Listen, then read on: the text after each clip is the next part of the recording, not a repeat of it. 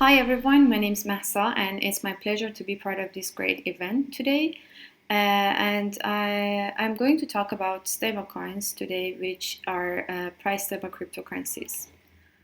Alright, so a little bit about myself. I'm a PhD candidate at the Concordia University and I'm doing research under supervision of Dr. Jeremy Clark. I've also been a research intern in summer 2018 where I worked in Quebec's government on decentralized exchanges and more specifically order books. And my PhD research is mainly on financial technologies and blockchain technologies. So my today's talk is based on a recent paper that we got published with some of my colleagues at Concordia in the Journal of Communications of the ACM. So these papers, as the name suggests, Demystifying Stablecoins, is everything you need to know about stablecoins. But of course, it has a whole lots of details on how we performed our studies and what were the steps and what were the results. But I'm not actually going through all the steps of the paper, and instead I want to stay at a high level and just explain to you what are the core stability mechanisms that we can use to create a stablecoin. And hopefully at the end of this presentation, if you happen to see a stablecoin project proposal or you hear about them, you're able to understand what is the core stability mechanism this project is using in order to achieve a stability for their coin. But before we jump into the main part of the presentation, I want to grab your attention to this chart that I grabbed from the paper. It's a comparison chart between three main fiat currencies, including Euro, Canadian dollar, and British pound, together with Bitcoin, which is the most well-known cryptocurrencies.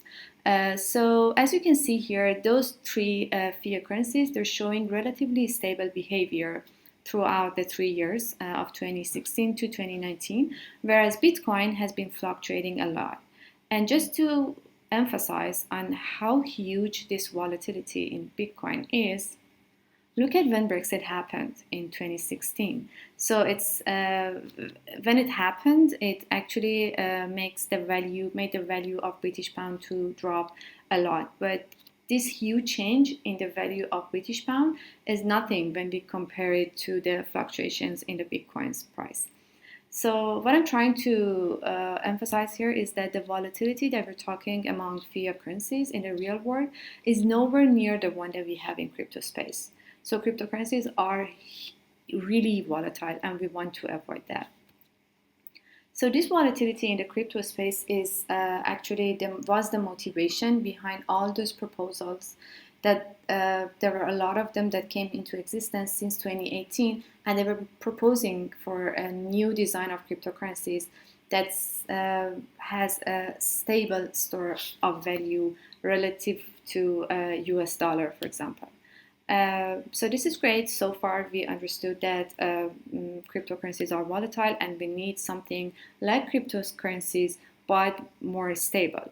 But the problem is, as a researcher, when I try to understand what are the core stability mechanisms each of these proposals are using, or how can we actually create a stablecoin, I was overwhelmed. Why? Because there are a lot of resources on the web.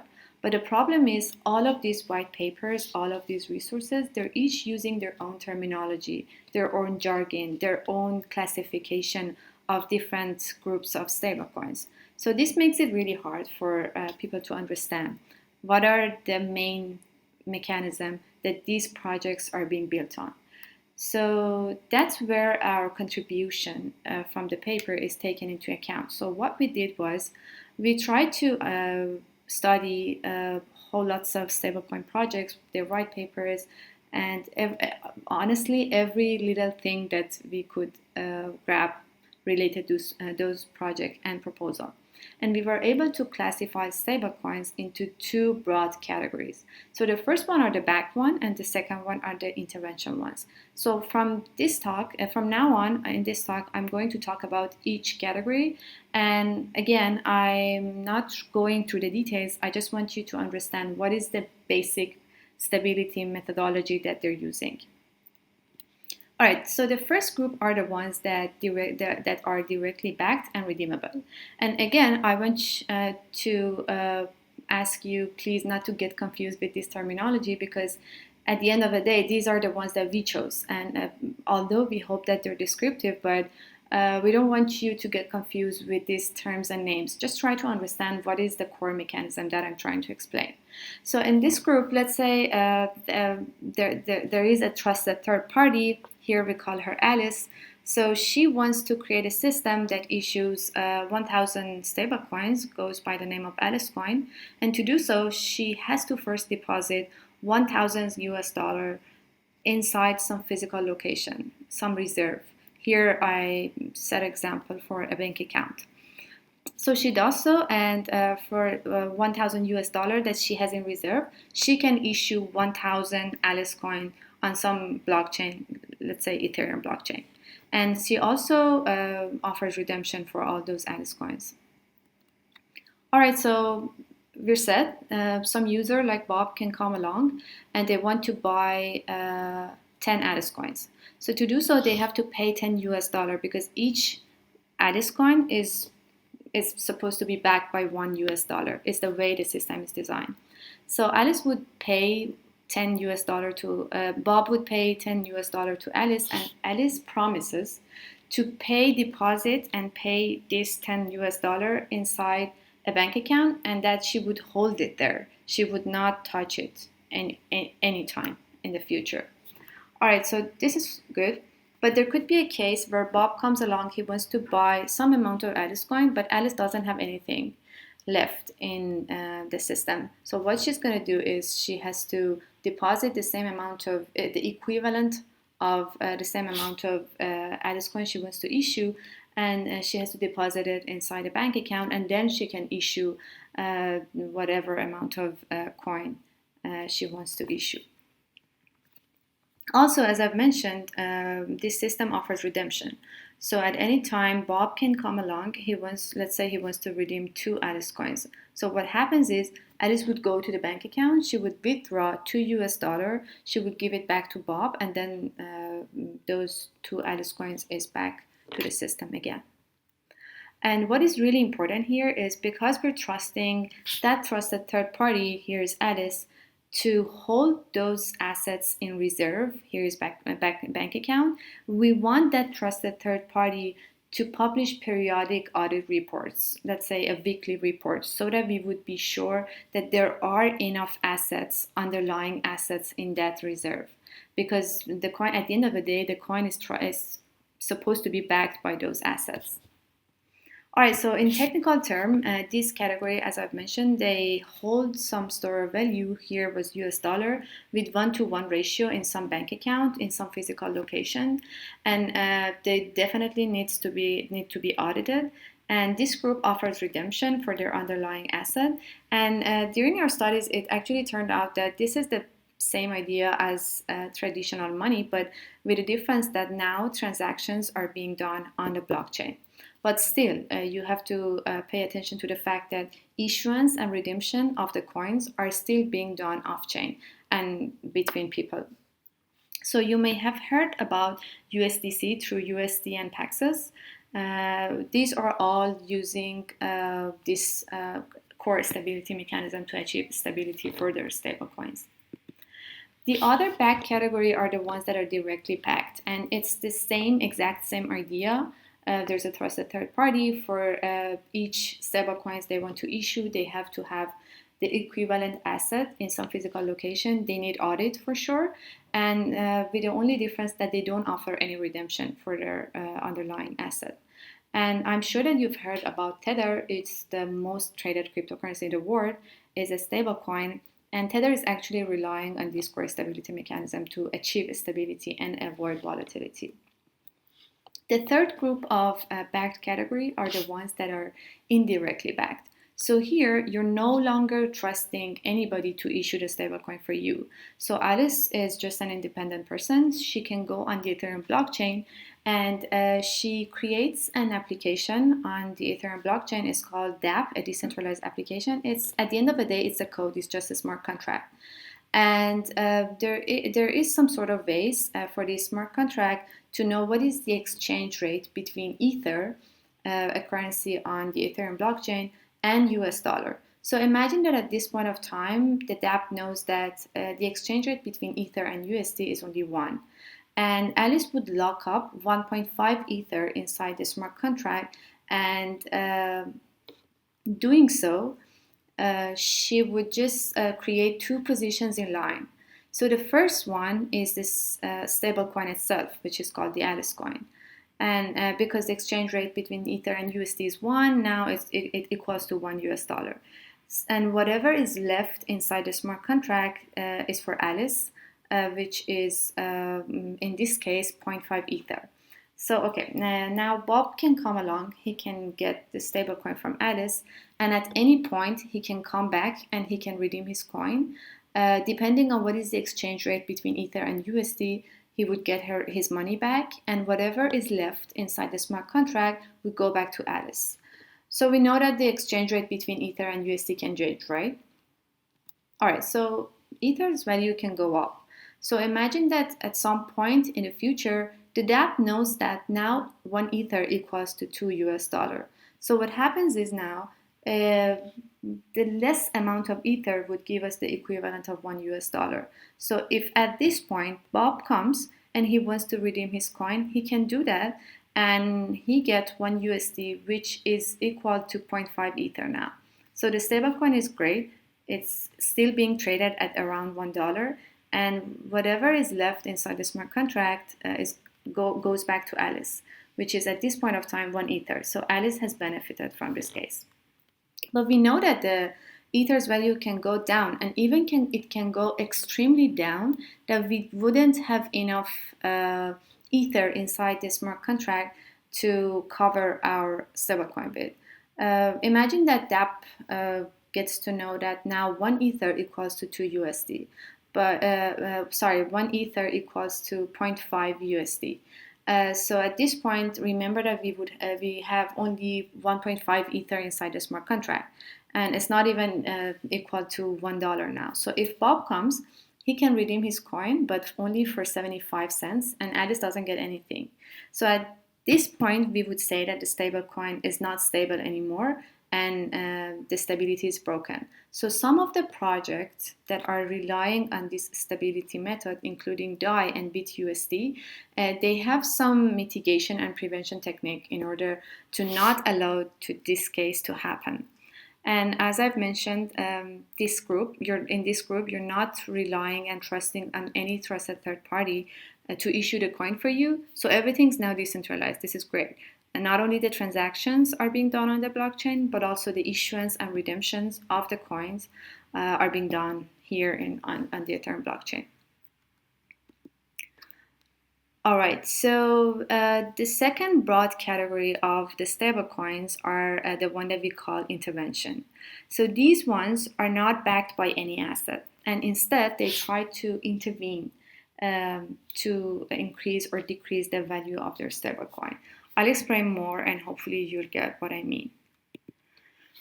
All right, so the first category of intervention ones are the ones that we call money supply adjustment. So it's very simple. Alys here, there's a person called Alys. She would fork the Bitcoin blockchain and she creates her own, which is called Alys Coin. And it's like any other blockchain. There are miners on this altcoin that there are mining new Alys coins on a regular basis. Let's say each day there is one Alys coin that is being mined. And also she sets up something like it's called Oracle. This is the one that I told you that it listens to the outside world, as you can see in the picture, to see what is the exchange rate between Alys coin and US dollar. All right, so we're set. So this Alys coin is programmed in a way that it's always supposed to be traded at around $1. So anytime it goes above 1.20 cents or 98 cents, it goes under 98 cents, it's supposed to apply some kind of intervention so that it would bring back the value of the stablecoin back to around $1. So what happens here is, imagine that the value of stablecoins that is supposed to be traded at $1, it goes above $1. So what happens is The miners now is just automatic. It's kind of inside the mining algorithm. So what happens is now miners try to mine more Alys coins, and they issue more money, more Alys coins into circulation. And it's just an old economy rule that if you introduce more money and you bring more money into circulation, people try to spend it a lot more, and then it's just bring the value of that money back to $1 again. And there could be a case where the stablecoin's price goes below $1. So in this case, I guess you can assume what's going to happen. So now, instead of increasing the amount of stablecoins that are being issued, that are being mined, miners just decrease the amount of stablecoins that they're mining. So by doing so, they're kind of withdrawing money from circulation. So now less money exists, less stablecoin exists in the market, and then that would hopefully bring the value of stablecoin back to $1 again. So Ampleforth stablecoin is the one that is kind of relying on this core stability mechanism to achieve stability. And as I've mentioned at the beginning, this group, they're not backed by anything, and instead they try to do intervention. Some of them, like the one that I just explained, they use the exchange rate between some external assets such as US dollar in order to intervene, to know how to intervene and when to intervene. And this group, they just directly increase or decrease the supply of their stablecoins. But there's another group that they don't directly intervene within the supply of the stablecoin, and I'm going to explain how they achieve stability. So it's the same case. Alys would just create a decentralized application that issues Alys Coin on some blockchain, let's say Ethereum, and it's again this Alys Coin is supposed to be traded around $1.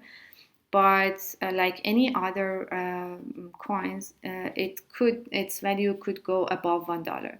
So what the system does in order to bring the price back to $1 again is to just issue new stablecoins, and it just issues those Alys coins, and it would give it to some people that are waiting in some positions in line.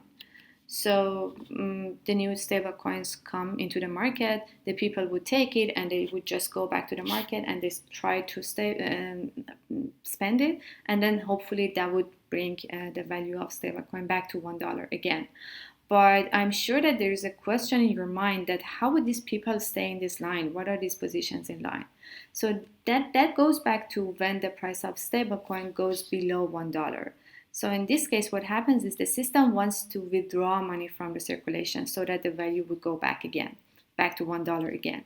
So what it does is it creates those positions in line and it auctions it off to the highest bidder. So the people would come, they would bid using the stablecoin, using the Alys coins, and this way those Alys coins are removed from circulation, and those people get to stay in those positions in line. First, this brings the value of stablecoin back to $1 again. And what is the motivation of these people to stay in this line? They have the incentive. Why? Because they used to spend their Alys coin to get these positions when the price of Alys coins is already below $1. And later, when the price goes above $1, they get these newly issued Alys coins and they would just go away. So there is an incentive for them to do that. All right, so I guess you've heard about bases or new bits or seniority shares. These are all using these core stability mechanisms, which is the same ideology, basically increasing or decreasing the supply, but they're not doing it directly. So they use an indirect method, and as I've mentioned, there are some different design decisions here that for more details you can go and look inside the paper. All right, so now that we know all those different core stability mechanisms that each stablecoin project uses, I show you this table from the paper. It's the classification of stablecoins that we made. We try to categorize the 25 live and working stablecoin project or proposals based on the categories that we came up with. and you can easily map each project to the core mechanism that is using. So later in the future, if you see another stablecoin project that is not even listed, it's a new one inside the table, by knowing all these core stability mechanism, you'll be able to understand at least what is the core mechanism that they're using to achieve stability, which is great. All right, that concludes my talk, everyone, and you can reach me at my Twitter or at my website. I have all my contact info there, and if you're interested in the paper, I do encourage you to go and look into it. Thank you so much. Stay safe.